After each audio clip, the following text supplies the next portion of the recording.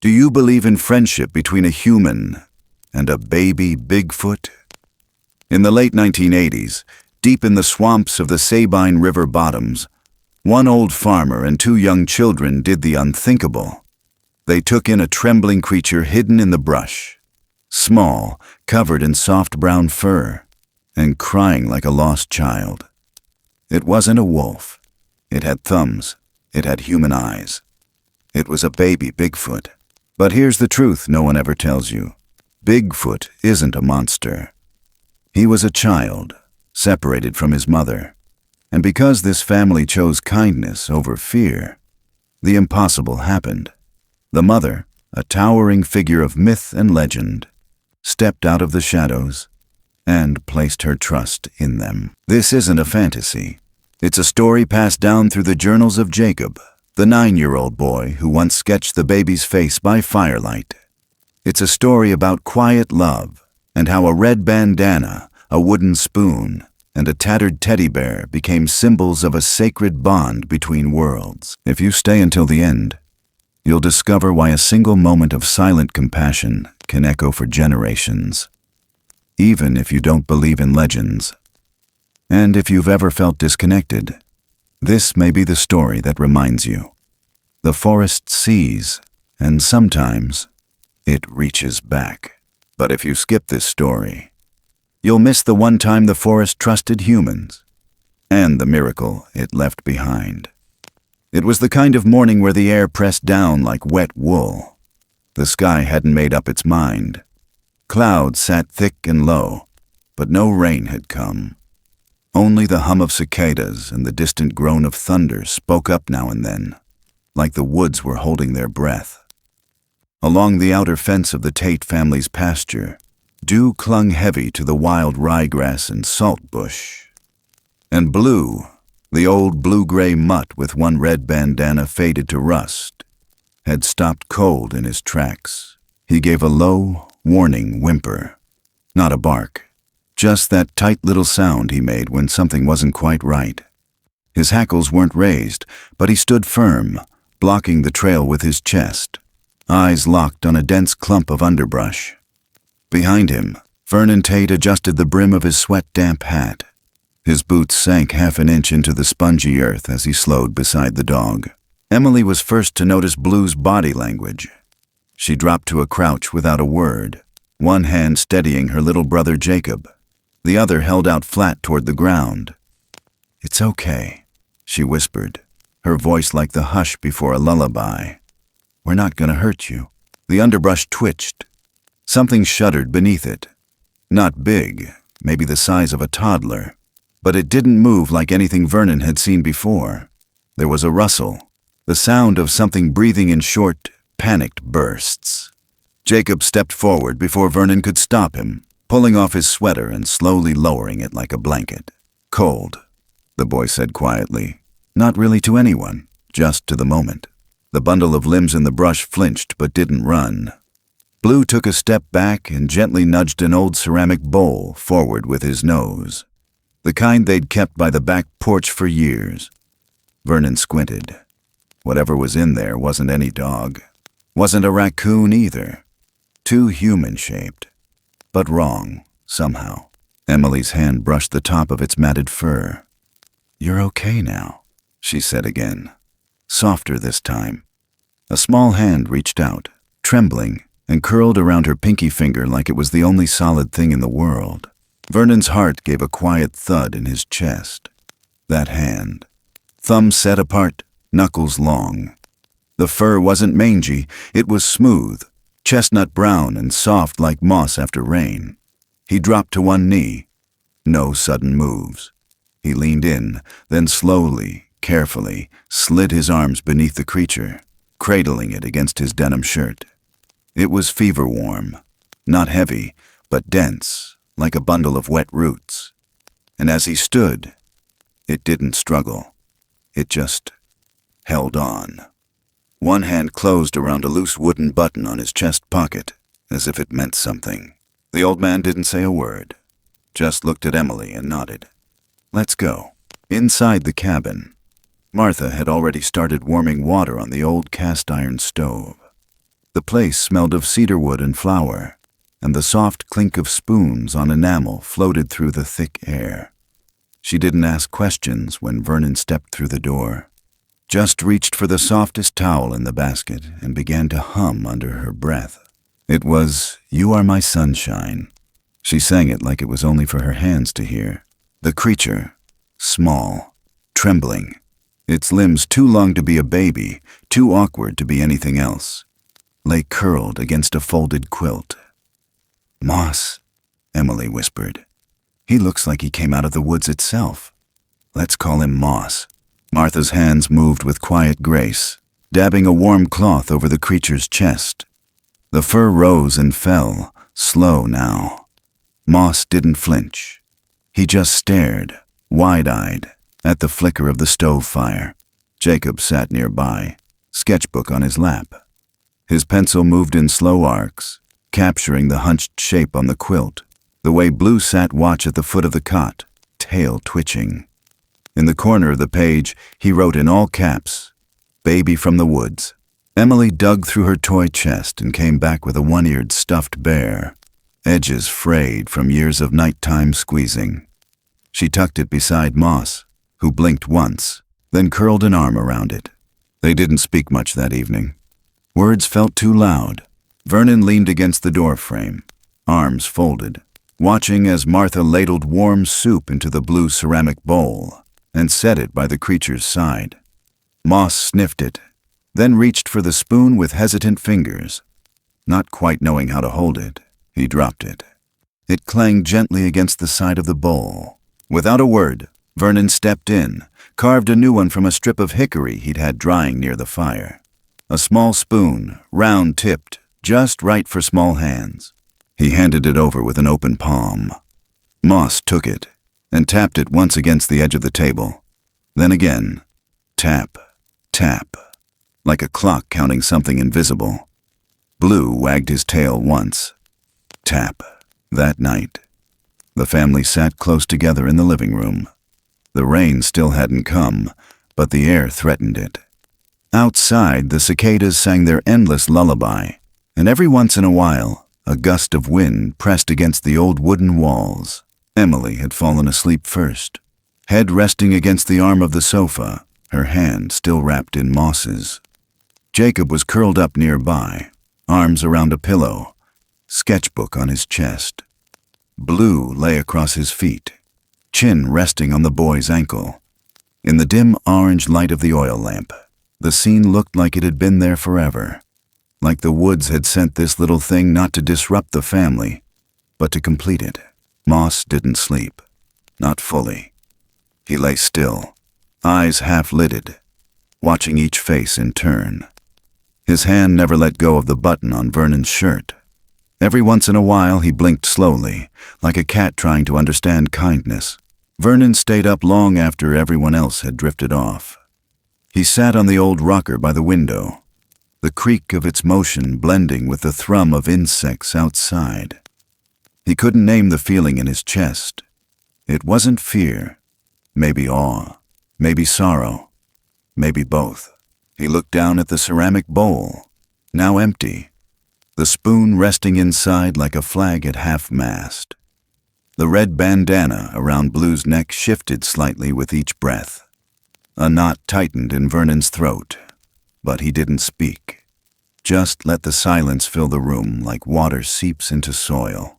Tomorrow questions would come, but not tonight. Tonight the house held something sacred.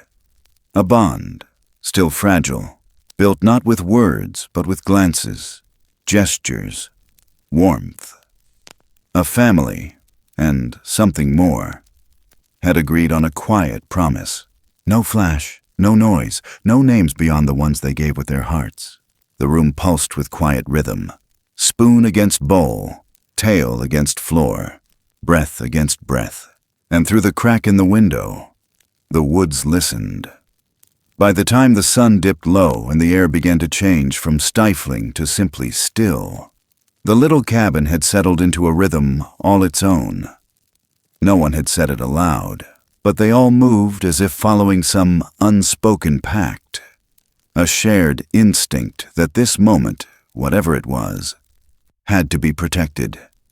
The creature lay nestled against the worn quilt, its breath steadier now, but every so often, a tiny shiver would ripple down its spine. Moss hadn't cried since morning, hadn't made a sound, really, other than the small, sharp inhale when touched too quickly, or the way his fingers clenched around soft cloth like he was holding onto the edge of the world. Martha stood by the wood stove, her back straight, but her eyes soft as she stirred a small saucepan filled with warm sugar water and a pinch of salt. The spoon moved slow. No clinks, no hurry. Just the quiet circle of care. She turned off the heat and let the steam rise gently, then poured it into a mason jar lined with a bit of gauze. The smell wasn't strong, but it held something soothing, like memory without words. Then came the creak of the screen door. Light, but deliberate. Dr. Alma Finch stepped in with the weight of someone who never rushed, yet never wasted a second. Her boots were dusted red from the clay path, her braid tucked beneath a wide straw hat. She carried no bag, just a bamboo reed tucked into one coat pocket, and something about her presence shifted the room. She didn't blink when she saw Moss. She simply nodded once, as if confirming what the woods had whispered to her on the way there. "Start small," she said, voice low and even. "Like feeding a hummingbird." Martha handed over the jar. Alma twisted the gauze into a point, dipped the reed, then tilted the jar with one hand and brought the damp reed to the creature's lips. Moss flinched but didn't pull away. A few drops touched his tongue. His eyes flicked open, uncertain. Then he drank, slow, confused but willing. Vernon didn't move. He was whittling by the fire with a patience that didn't come from age but from something older, something bone deep. In his hand, a spoon took shape. Not fancy, not polished, but just right. Small enough for little fingers. He turned it twice in the firelight, ran his thumb down the edge, then set it beside the jar. Moss didn't reach for it yet, but he looked, watched. Blue shifted from one paw to the other, tail tapping the wooden floor with a soft thud-thud. Jacob, seated cross-legged nearby, matched the rhythm with the butt of a pencil, then stopped, then tapped again. A little game between dog and boy, but even that felt careful, like tossing stones across glass. Emily had pulled up her stool beside Moss. She didn't speak, didn't move too close, just began to hum a slow rhythm under her breath, almost like a lullaby, but less a tune and more a pattern. 4 beats soft, 2 beats pause. She tapped her hand gently on the quilt in time. Blue's tail joined in. Thud, thud. Pause. Thud, thud. Moss blinked slower now, his tiny chest rising and falling in sync with the girl's hands. When his breath hitched, she held the pause until he exhaled again. The rhythm began to hold him. A ritual, quiet and ancient, made from breath and heartbeat. Across the room, Alma crouched beside the fire, not warming herself, just watching. "Every forest's got its own drum," she said, half to herself. "He's listening." Jacob lifted his sketch pad. His latest page showed Moss curled next to Blue, with the word "Buddies" scrawled in block letters beneath. He showed it to Moss without a word. The little creature stared, then looked at Blue, then back at the sketch. His hand twitched. Something passed through the room. Not quite understanding, not quite recognition, but presence. A shared one. Alma reached into her coat and pulled out a small black notebook bound in leather. No label, no stickers. Just thick, worn pages. She flipped to the back and, with the deliberate care of a promise, wrote in bold ink, "Laurel Moss." Then closed it. She didn't say what it meant, but Martha saw. It was a page in Alma's life ledger, a record of all the creatures she'd ever helped, the ones who lived. She didn't write in that book lightly. "You're not his owners," Alma said softly, standing again. "You're his warmth, Just remember the difference." Emily looked up. "Will he have to leave?" Alma didn't answer. She placed the notebook on the mantel beside a cracked oil lantern and ran her hand along the wood. The forest always takes care of its own, but sometimes it asks for a little help. Vernon cleared his throat. "No photos, no names, no calling the papers." "No sharing," Jacob echoed. "No stories either," Emily whispered. "Unless it's to each other." Alma looked at them, each face. A quiet oath sealed in the stillness. Martha folded a quilt near the hearth, her fingers brushing past the old stuffed bear. She'd begun stitching up its torn ear earlier, thread looping like vines, but stopped just before finishing. Left one stitch missing. On purpose. A reminder that not everything broken needed to be perfect to be loved. Later, after the sugar water had gone lukewarm and the bamboo reed rested on a clean dish towel, Reed Mallory arrived. He didn't knock. He parked down by the bend in the road and walked the rest of the way, boots quiet on the pine mulch path. When Vernon opened the door, Reed just tipped his hat and stepped inside. He said nothing when he saw Moss, didn't even blink. He only asked, "You got a map?" Vernon pointed toward the drawer by the sink. Reed unfolded it over the kitchen table, lit by the soft glow of the oil lamp. Together with Alma, they marked out a path, one that curled behind the ridge and bypassed the old fire roads. A path barely used even by deer. No signage. No reason for someone to wander through. Alma marked the trailhead with a faint pencil X. "If anything happens, that's the way out." Reed nodded once. "I'll pull the markers tomorrow. Scrub the tire tracks too." Nobody asked why. Nobody had to. As the night pulled its quilt over the woods, the family sat once more around the low light of the living room. Moss lay with his head on a folded towel, the spoon still clutched loosely in one hand. Blue lay nearby, his breath matching the soft rise and fall of the little creature's chest. Emily reached out, not to hold, but just to rest her fingers near Moss's. He reached first. Outside, past the porch swing and down the pine needle path, a sound moved through the trees. Not footsteps exactly. Too soft, too fluid. But not wind either. Like something large and barefoot brushing through the undergrowth. A rhythm, ancient and deliberate. Then gone. Vernon stood at the window, one hand pressed lightly to the sill. He didn't look for the shape in the dark. He just listened.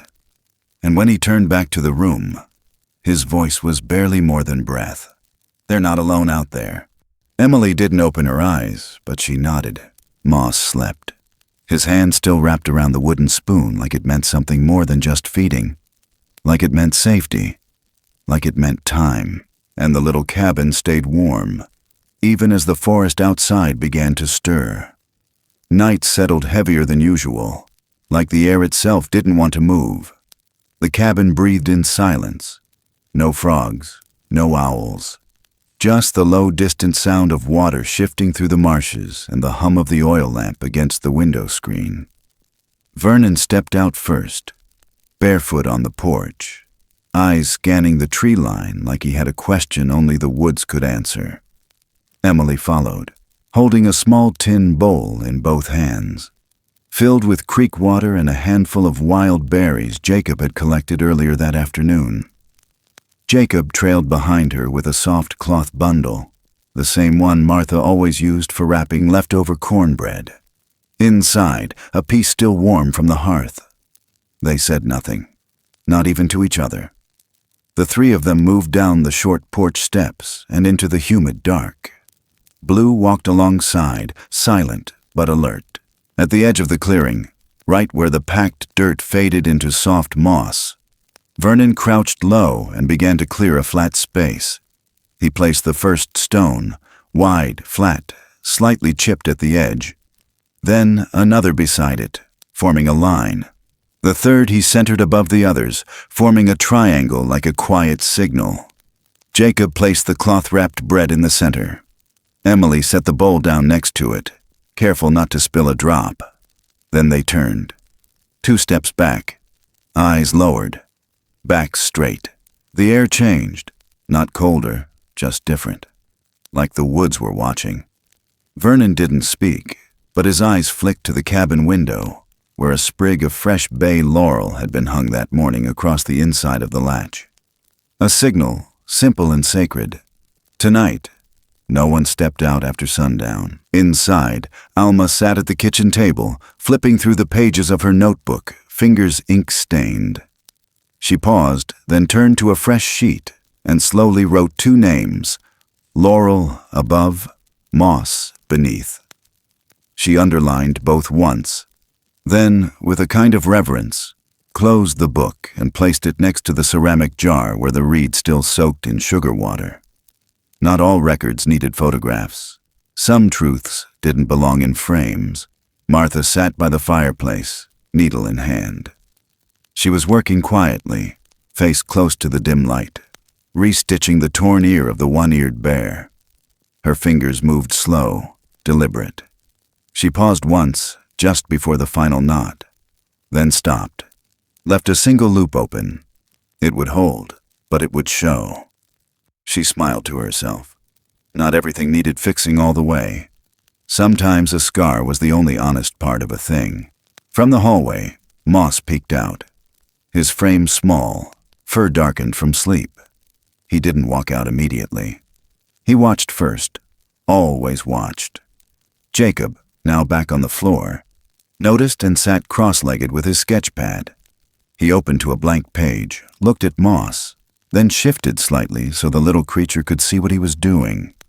He didn't speak, didn't smile, just placed the charcoal pencil beside him and turned the sketch pad slightly outward. An invitation, not a command.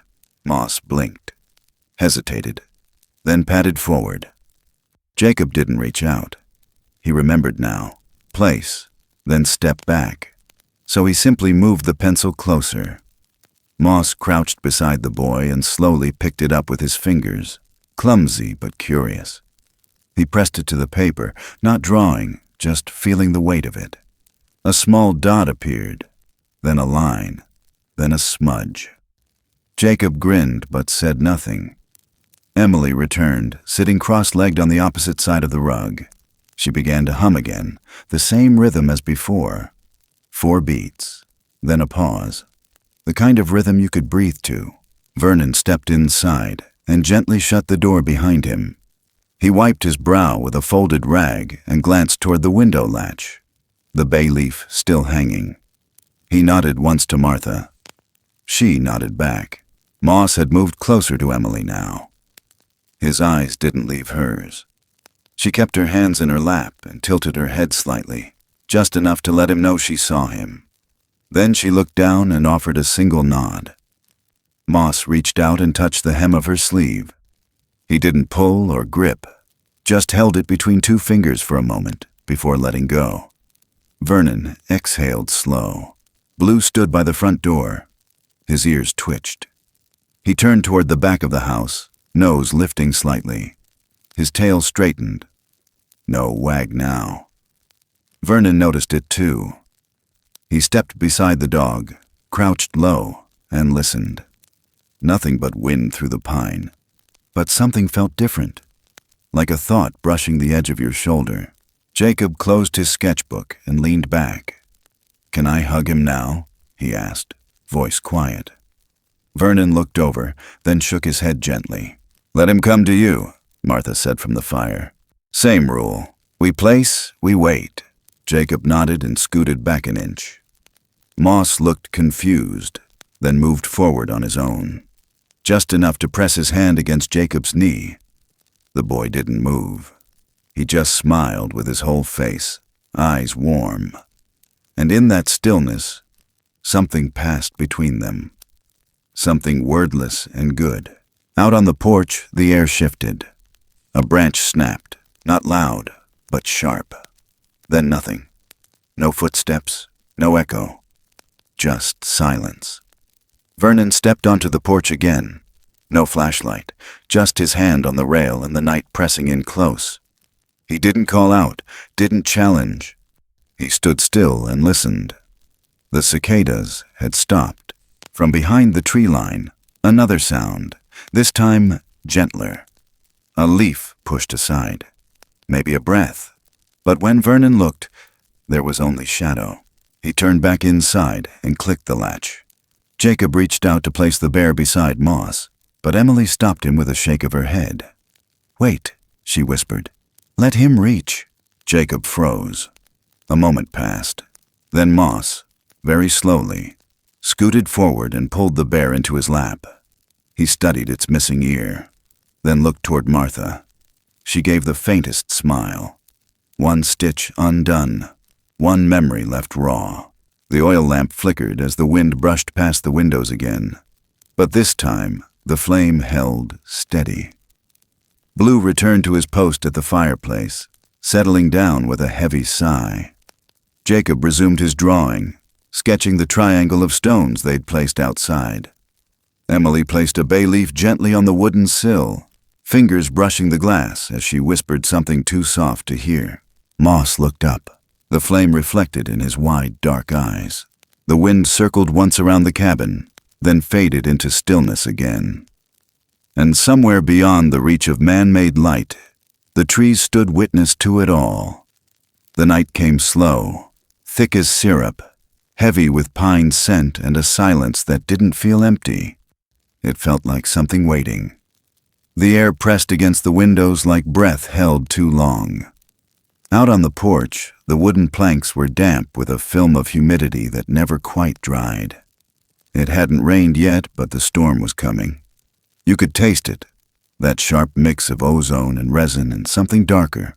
Stone, maybe, or roots torn loose underground.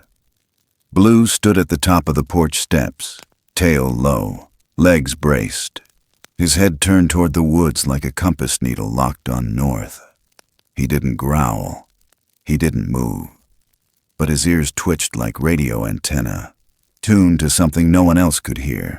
Inside the cabin, the oil lamp burned low, its light softening the corners of the room. Moss sat on the braided rug, back curled, eyes wide but not afraid. His fingers ran in tiny circles along the hem of the quilt, like they were tracing memories into the weave. Vernon sat in his rocker by the window, carving a small flute from a hollow reed, not to play, just something for Moss to hold. Emily leaned against the arm of the couch, humming that same 4-beat lull she'd given him since the first night. Jacob was drawing, as always, but tonight his strokes were slow, unsure. The page held the outline of something massive, cradling something small, but he kept erasing the face. Then it happened. No wind, no rustle, just the sound of every other sound stopping. Even the crickets cut off mid-phrase. Blue shifted, dropped his head, and let out a low, breathy sound. Not warning, not fear, almost reverence, and Moss. Moss sat up straighter, like a wire had been pulled through his spine. His breathing quickened. Not panic, but something ancient. Recognition. Then the scent came through the crack in the door. Wet stone, crushed pine, the peppery bite of cedar wood. But more than that, something wild and clean, like the inside of a hollow tree after rain. Moss whimpered once. Not sad, not scared, just full. He stood on shaky legs and walked to the door before anyone could stop him. His fingers curled around the latch. Didn't open it, just held it. Emily stood too, one step behind him. No questions, no pulling, just breathing. She reached forward and laid her hand over his, counted softly under her breath. 4, 5, 6. Moss relaxed a little. Then together, they opened the door. Laurel was already there, standing at the bottom of the porch steps. Tall, still, not hiding. The moon wasn't out, but the clouds had thinned just enough for the light to find her shoulders, the curve of her arms, the wet shimmer across her brow ridge. Her fur was darker than Moss's, thick and shot through with silver, glinting with bits of rain or sap or maybe time. Her eyes weren't glowing. They didn't need to. They were steady, deep-set, and endless. She didn't snarl, didn't posture, She just lifted both hands, palms up, open, not begging, not demanding, offering. Moss let out a keening sound, half sob, half call, then stepped forward. Vernon rose behind them, slow but firm. He crossed the room, met Emily's eyes, then gently lifted Moss into his arms. The child didn't resist, just pressed close, his fingers clutching the old wooden button on Vernon's shirt again. Same way he had the first night. Vernon stepped out onto the porch, every board beneath him groaning with history. The heat hadn't broken, but the air felt cooler now, charged. He reached the bottom of the steps and stopped, standing eye to chest with the creature. She didn't move, didn't blink. Vernon took one slow breath, then another, then handed Moss forward. She didn't grab. She received, her massive arms wrapped around the boy in a motion so gentle it could have been mistaken for wind. Then, without looking down, she leaned forward and pressed her forehead to Vernon's shoulder. Not a bow, not a threat. A gesture older than language. Emily burst into tears. It came sudden, loud, and helpless. Don't take him, please, don't take him. Laurel looked at her, and for a long, aching second, didn't move. Then one giant hand reached out, not fast, not slow, and touched the tips of her fingers to the girl's hairline, right at the crown. A touch like you'd give a calf you were blessing. Then she looked down at Moss, who nestled against her collarbone, and back to Emily. Something passed between them. Jacob, now at the edge of the porch, stepped forward, holding his sketchbook out with both hands. His drawing, rough but careful, showed Laurel cradling Moss in the same position as now. No shadows, just lines and shapes and the truth of what he'd seen. Laurel took it, didn't fold it, didn't crumple it, just looked. Then she turned, placed one bare foot on the path back toward the woods. But before she took the first step, she bent low, reached out, and set something on the porch rail. A fresh bay laurel branch, leaves still wet with dew, not left behind. Given. Then she walked, slow, deliberate, into the trees, her shoulders broad, her pace silent, but her presence hung in the air like incense, like promise. No one spoke, not for a long time. The sounds of the forest returned one at a time. A chirp, a breeze, a single drop of water falling from gutter to dirt. Emily reached down, picked up the laurel sprig, and held it close. Jacob looked at the sketchbook, still open in his hands, and whispered, "She took it." Martha stepped out then, rubbing her arms like she'd felt something deep inside. She didn't ask what happened. Didn't have to. She just looked at Vernon, whose shirt still bore the warmth of that strange touch. Inside, the oil lamp sputtered once, then steadied. And just beneath the smell of pine and smoke, something new drifted through the cabin, something wild, maternal and eternal.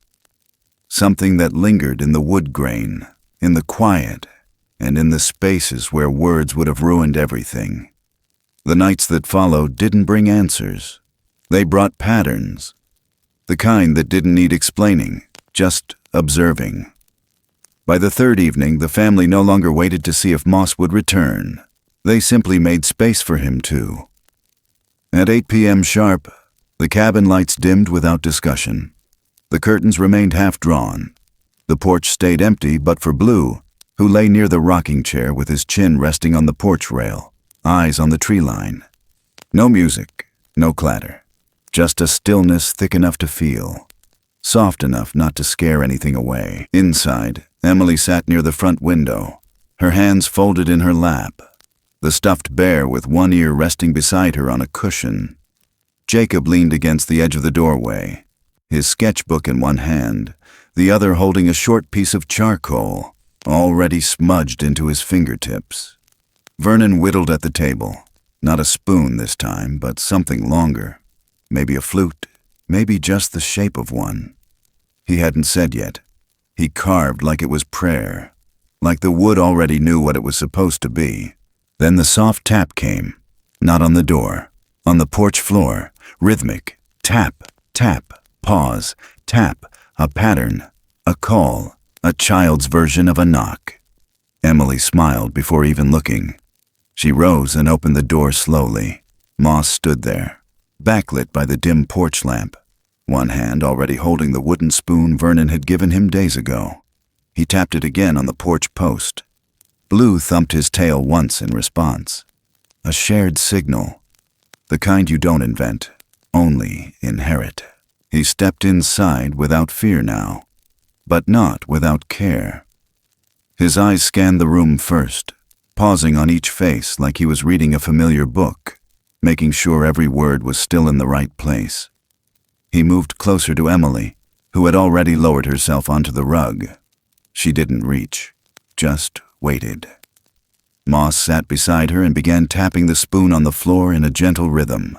Jacob sat cross-legged across from him and held out his sketchbook, open to a clean page. He laid the charcoal down between them and leaned back. Moss blinked slowly, then picked it up. His hand moved awkwardly but deliberate, dragging black across paper in a curving line. Not random, not scribbled. One wide arc that doubled back on itself like a wave, or maybe the bend of a river. Jacob tilted his head and studied it. "Looks like the Sabine," he murmured, "where it cuts past the ridge." Moss didn't respond, but he tapped once more with the spoon. Martha came in from the kitchen carrying a small cloth-covered plate. Cornbread, still warm. She placed it gently on the table without speaking, then stepped back. The next morning, that plate would be empty, but beside it, without fail, there'd be something left behind. One night it was a tight-woven ring of clover and wild grass, the stems damp and fragrant. Another, a small sprig of bay leaf tied with what looked like twine made of stripped bark. Each item placed where the bread had been, without sound, without fanfare. Gifts exchanged not for need, but for recognition. Alma visited on the third evening after Laurel's appearance, just before dusk. She didn't enter the house. She stood at the edge of the clearing, where the woods touched the lawn, her arms crossed, her notebook in one hand. Vernon met her there. She didn't say much, just opened the ledger and flipped to the name, Laurel, and added a small curved line beneath it. Not a check mark, more like a river bend. A symbol, not for completion, but for continuation. "They understand," she said quietly. "Their own way. Not our words, but something older." Vernon nodded once. "And they're watching." "That too," Alma said, then turned and walked back down the trail, boots brushing through the pine needles like a deer passing. That night, while the children played their soft games with Moss on the rug, no talking, just drawing and touching symbols, Vernon sat on the porch with Martha. The screen door creaked, but didn't close. Fireflies blinked out in the distance like tiny flares in a battlefield of silence. "He laughed today," Vernon said after a long pause. Martha turned to him, surprised. "Jacob tickled him," he added, "right under the ribs." She smiled, then bit her lip. "Sound like a child?" "No," he said softly. "Sounded like something wild, but good."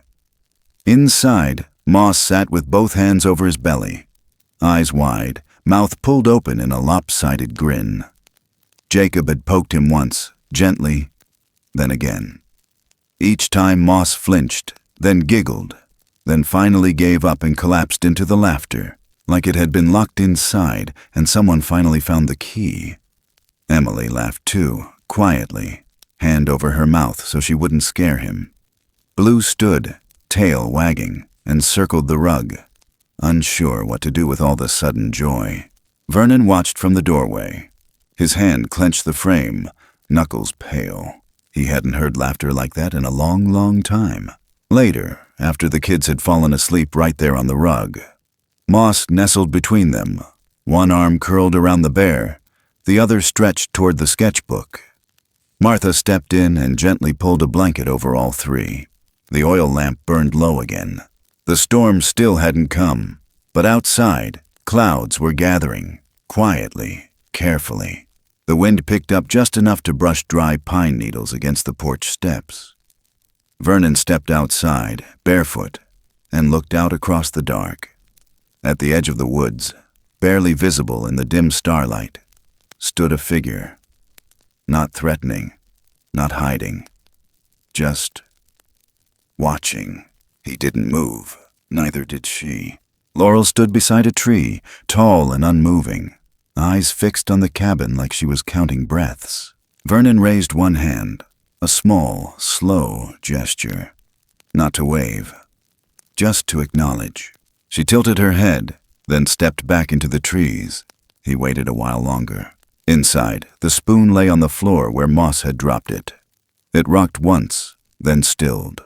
And somewhere under the porch, a mouse scurried between boards. Blue didn't chase it. He was curled against the front door, nose twitching in his sleep. Morning would come like it always did.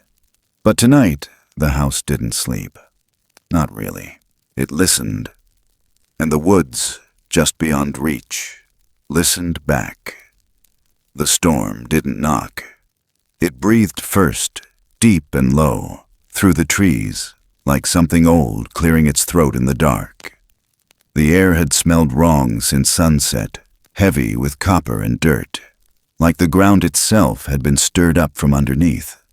Even Blue, who usually snored through thunder, had paced the floorboards for over an hour, ears twitching, tail still.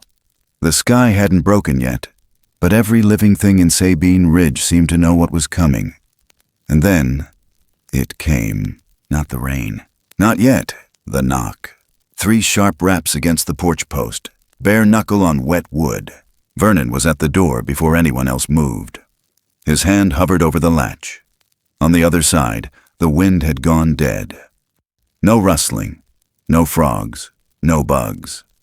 Just the sound of someone breathing heavy and close. He opened it without a word, and there she stood, Laurel. Her chest heaved. Her fur, drenched, clung to her frame. But it was her arms, the way they curled inward, protectively, desperately, that told the story. Moss, his body slumped against her, slick with sweat and rain, limbs limp, breath shallow. Blue barked once, short and sharp, then stopped. No growling, just alert, present. Vernon didn't wait for instruction. He stepped forward and took the boy gently from her arms, cradling him close to his own chest. Moss burned against him, the heat piercing through both their skins.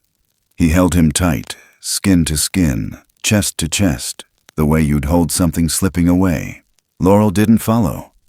She stood just outside the door, soaked and trembling, eyes locked on the boy.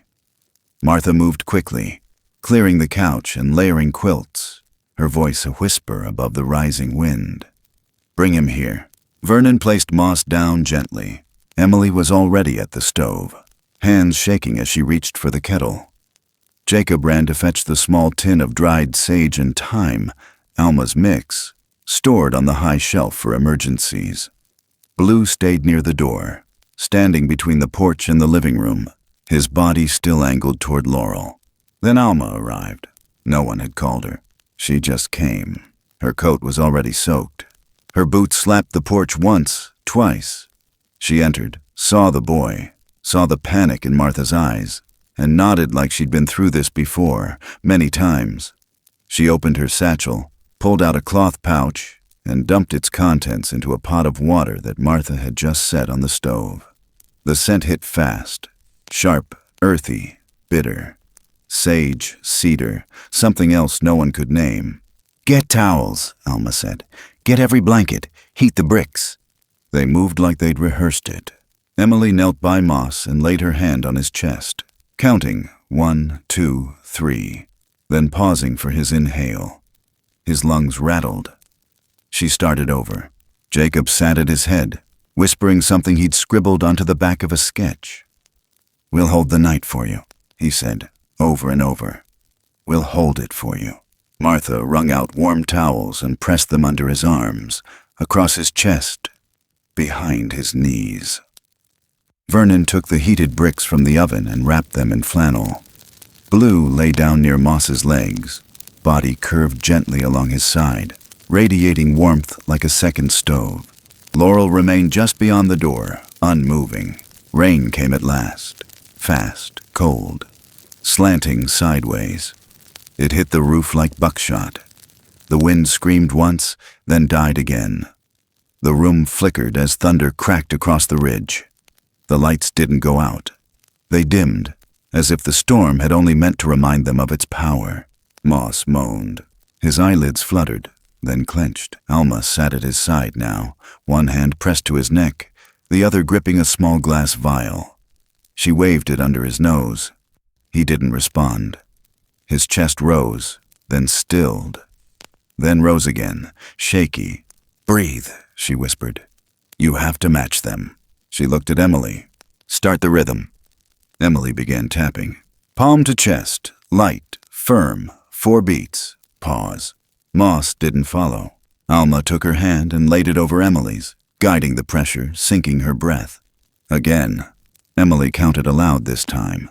1, 2, 3, 4. Pause. Moss inhaled. Again. Jacob leaned in, voice soft. "You're safe now. You're warm. We're here." Moss's hand twitched.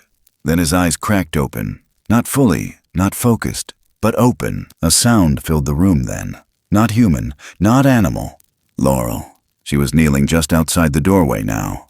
Her massive form curled against the rain, her head tilted back, mouth parted. The sound wasn't a cry. It was deeper. A hum, a kind of vibrating grief. Low and wide, like tree roots groaning in the soil. The sound wove through the cabin like smoke, and Moss heard it. His lips parted. His chest lifted again. Emily leaned in closer. "He's coming back." Alma nodded once, not looking up. Then Blue joined in. His long, low whine rose and curled into the strange song. And for a moment, the whole room breathed together. Rain hammered the roof. Wind howled around the windows. But inside, everything held. Martha knelt at the foot of the couch, her eyes closed, whispering into her clasped hands. Vernon stood behind the sofa, his hands gripping the backrest like it was the only thing keeping him from falling to his knees. Jacob had placed the bear in Moss's arms again, and the boy was holding it, tight. By dawn, the storm had moved on, dragging its broken teeth across the horizon. The woods outside shimmered with wet silence. No footsteps, no birds, just the soft, rhythmic drip of water from branch to ground. Inside the cabin, the fire still burned low. Laurel was gone, but in the empty space where she'd been, a ring of pine cones had been laid out, perfectly round, with a single blue jay feather placed in the center. Moss slept now, steady, warm, wrapped in every blanket the house had. His breath matched the rise and fall of Emily's chest, her hand still resting over his. And just as Vernon stepped out onto the porch to breathe, the clouds parted slightly, letting one soft blade of sunlight fall through and touch the floor beside the door. Not a promise, just a sign. The woods were watching. Still. The first sign wasn't anything dramatic. Just a different kind of silence in town. At the gas station near the old Levee Road, 2 men stood too long by a coffee machine that hadn't worked in months. No eye contact, just murmured words like, "strange footprints," and something living out past the fire line.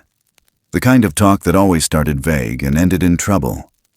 By sundown, someone had fired off questions at the feed store, then the bait shop. Then the church steps. It only took one photo, blurry, overexposed, nothing more than a smudge in the fog near Vernon's property line. And suddenly, the air changed. Not the wind, the people. Reed Mallory saw it coming before anyone else did. He drove the ridge roads with his lights off, rolled down windows, his arm resting out like he was testing the weight of the air itself. When he parked near the edge of the Tate property, he didn't walk straight to the door. He went to the tree line, found the faint tire tracks someone else had left a day earlier. He scraped over them with a shovel. kicked pine needles until the path looked like it had never existed. Then he walked up the hill, pulled the last hand-painted marker off the post at the bend, and slid it into the back of his truck without a word. The cabin itself stayed still. Inside, the windows were latched, curtains drawn. The kids sat on the rug again, but it wasn't play this time. Emily held the bear against her chest like she used to when she was younger and scared of lightning. Jacob stared at the front door. He hadn't drawn anything all day. Vernon stood near the stove, arms folded, eyes on the window. Martha poured water into the kettle like it was the only thing she could still do with certainty. Blue wouldn't sit. He paced from one end of the room to the other, nose up, hackles raised, but not barking. Just listening. Then Moss cried out. It wasn't a loud sound, just a small, hoarse gasp from where he'd been curled up near the couch. Emily rushed over, hand on his forehead. He wasn't hot now, wasn't shaking, but his eyes looked through her, unfocused. He clutched her wrist, fingers trembling, and let out a broken syllable. Something like, "Ma." Her breath caught. She looked up, eyes wet. "Did you hear that?" Jacob nodded. It sounded like he said Mama. Vernon walked over and knelt down, one hand on Moss's shoulder, the other resting gently on Emily's back. Moss looked between them, then to the door. Blue stopped pacing. Then they heard it. Footsteps. Not running, not dragging. Careful, measured. Laurel appeared from the woods like she'd always been there. Just paused time and resumed now. She stepped into the clearing with no hesitation, no hiding. Her eyes fixed on the house, not the trees. Her fur damp, not from rain, but from the kind of sweat that comes with fear you've already lived through. And in her arms, nothing. Vernon opened the door before she reached the porch. No words. He didn't need them. Moss stood now, on his own, legs shaky. Emily held his hand, and Laurel climbed the porch steps. This time she didn't stay at the edge. She stepped across the threshold, into the house. No one stopped her. No one breathed. She looked down at Moss. He stepped forward. He reached up. Her arms closed around him the way water closes around stone. Not fast, not crushing, just completely. Emily sobbed. Not loud, not ugly, the kind that breaks in the chest and spills out quiet. Jacob moved first. He reached into the box beside the couch and pulled out the bear, walked over to Moss, pressed it into his hands. "So you won't be scared at night," he said, almost angry through the tears. Moss held the bear, pressed his forehead to Emily's for just a second, then turned back to Laurel. Vernon looked at Martha. She nodded. No speeches, no dramatics, just the sound of someone exhaling what they'd been holding too long. Alma arrived just as Laurel turned to go. She stepped into the doorway, boots tracking damp pine needles across the floor. She didn't speak either. She only stepped aside and watched. Then Laurel paused. She turned back, looked at Vernon first. She lowered her head slightly and pressed her forehead once, firmly, against his shoulder. Then to Emily. She crouched, took one fingertip and brushed it gently over the girl's hairline. Then to Jacob. She leaned in and pressed a single finger to his forehead. Light as wind, final as a prayer. Then she stood, turned, and walked out into the woods. Moss never looked back. Emily ran to the doorway, stood with her hands balled into fists at her sides, biting her lip so hard it went pale. Jacob stood beside her, and somewhere in the distance, far beyond the trees, far enough to be uncertain if it was even real, came the faintest sound, like laughter, soft and gone. The wind shifted then. Not hard, not sudden, but final, like the door between two worlds had closed. Reed's truck appeared at the top of the hill. He stepped out, tipped his hat. "They'll be poking around soon," he said. "The stories are moving faster than they should." Alma looked toward the trail. "They won't find what they're looking for." "Still," he said, "best we make sure they don't look here." Vernon stepped onto the porch. Behind him, the house didn't sound like itself anymore. Too quiet, too hollow, too full of memory. He looked at the clearing, then at Reed, then back at the empty trees. The bay laurel sprig still sat on the porch rail, brown at the edges now, wilted. But a single drop of water clung to the tip of the leaf. It trembled once in the wind, then let go. Winter didn't arrive all at once. It crept. Soft gray mornings where breath lingered just a little longer in the air. Damp socks drying by the stove. The kind of cold that didn't bite but settled into joints and floorboards, into the seams of coats, into the pause between one word and the next. At the Tate cabin, the front porch had grown quieter. Not from sorrow exactly, just a deeper kind of stillness. Like everything inside had leaned back to make space for something that had once been here. Emily stood by the window, elbows on the sill, eyes tracing the same path through the woods her gaze had followed for days. No footprints, no gifts, no sounds. Just that worn trail, now blanketed in pine needles turning rust red, and a wind that sometimes curled around the porch post like it remembered where it had been. The bear with one ear now hung on a nail above the window. She'd tied a bit of string around its neck to keep it from falling when the wind shook the glass. Just in case, she said. So if Moss ever came back, he'd know this was still home. Jacob didn't argue. He took a pushpin from the drawer and tacked his final drawing to the wall beside the table. It wasn't a portrait. It was a forest, big and quiet, with two small shapes walking into it. One tall, one small. The taller figure held a child close to her chest. The little one held something soft in his arms. The trees leaned over them, not in threat, but in reverence. The sketch was darker than the others. Not because he was sad, because the forest was bigger now, wiser. On the porch, Vernon sat in the rocker with Blue at his feet, watching a squirrel dig along the fence line. The man's hands were empty, no whittling today. Just fingers curled over the arms of the chair, calloused and still. The red bandana lay folded in his lap, faded, frayed at the corners. He hadn't worn it since the night Moss left. Martha stepped outside with a small wooden box. She opened it, placed two things inside, an old spoon and the bandana, then closed it gently, as if sealing something sacred.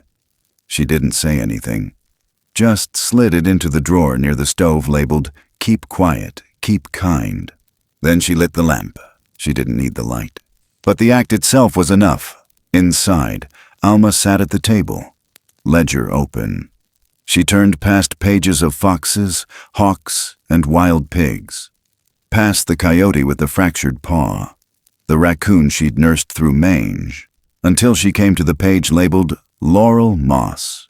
She wrote nothing new. She just underlined it once, then closed the book. Out back, Reed was walking the edge of the ridge. His boots crunched over leaf litter, but he moved quiet, like a man walking through someone else's memory. He paused where the trail curved around the old ash tree and saw the ring of stones had been rebuilt. Neat, precise, a perfect circle with nothing inside it. No note, no branch, just a shape, a message. He nodded once, adjusted his hat, and walked on. That night, they didn't eat together. Emily curled up on the couch with a blanket wrapped around her shoulders, the bear pressed under her chin. Jacob sat by the hearth with his sketchpad closed, staring into the fire like he expected something to move in the flames. Martha washed the same plate 3 times. Vernon stood by the window, fingers tapping the sill. Then Blue stood, not barked, not growled, just stood. His body stiffened, then relaxed. He padded toward the front door, stopped, turned his head slowly, just enough to look toward the woods. Then he let out one short, quiet bark. Not sharp, more like a yes. Emily's head snapped up. Jacob was already moving. Vernon opened the door. But no one was there, just the trail, darker now, fading into the trees like a path back into dream. But at the edge of the porch, caught on a splinter of wood, a bay laurel leaf, dry, curled, one edge chipped like a bite mark. Martha stepped forward and reached down. The wind lifted just enough to brush the leaf from her hand. It skittered once across the porch, then dropped. Settled. Still. Nobody spoke. They didn't need to. The silence itself had weight now, not emptiness. Proof! Emily stepped back inside, pulled the bear from the window, and held it close again. But not like before. This time she smiled. Jacob drew one last line on the edge of the old page, the faint shape of a tiny handprint beneath a pine cone. And somewhere in the woods, too far to see, a branch lifted. A crow took flight. The underbrush rustled in that strange way it does when something large moves without sound. But inside the cabin, things were quiet. Not the scared kind, the held breath kind, the good kind, the kind that lets you sleep without forgetting. And for once, the fire didn't crackle too loud. Blue laid down by the door again, head on his paws. The oil lamp flickered once, then steadied. And somewhere, in the hush between now and morning, something was watching. But not because it had to, because it wanted to remember. Sometimes the quietest stories are the ones that live the longest. They don't come with thunder, they don't shout to be remembered. They arrive gently, on soft footsteps, in the hush between breaths, in the spaces where the world slows down long enough to listen. These stories grow in the hearts of those who know how to keep still, how to see without staring, how to hold without caging. At their core, these stories remind us of something simple. That warmth isn't always loud. That family isn't always blood. And that love, real love, the kind that lingers in the air long after someone's gone, doesn't always ask to be understood. It only asks to be honored. There's a truth most of us learn too late. Not everything that's wild is meant to be tamed, and not everything that's lost is meant to be found again. Some things, some beings, some moments exist to change us, quietly, without asking permission.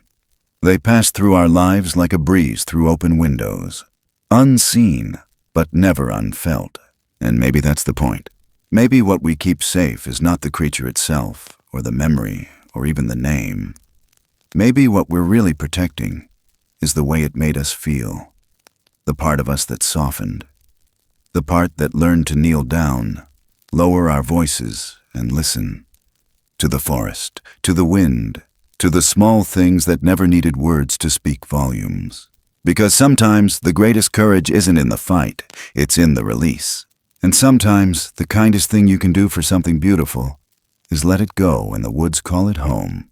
So if you've ever looked out a window and wondered if something was looking back, if you've ever left a light on for something no one else believed in, if you've ever kept a secret, not for yourself, but for the sake of something greater, then maybe this story wasn't so strange after all. Maybe it was yours too.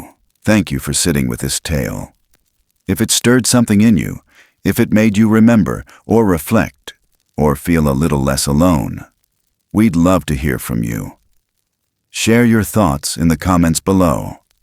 And if you'd like more stories like this, quiet, strange, full of heart, don't forget to like, subscribe, and follow our channel. Until next time, may your path be soft, your silence warm, and your wild things always find their way home.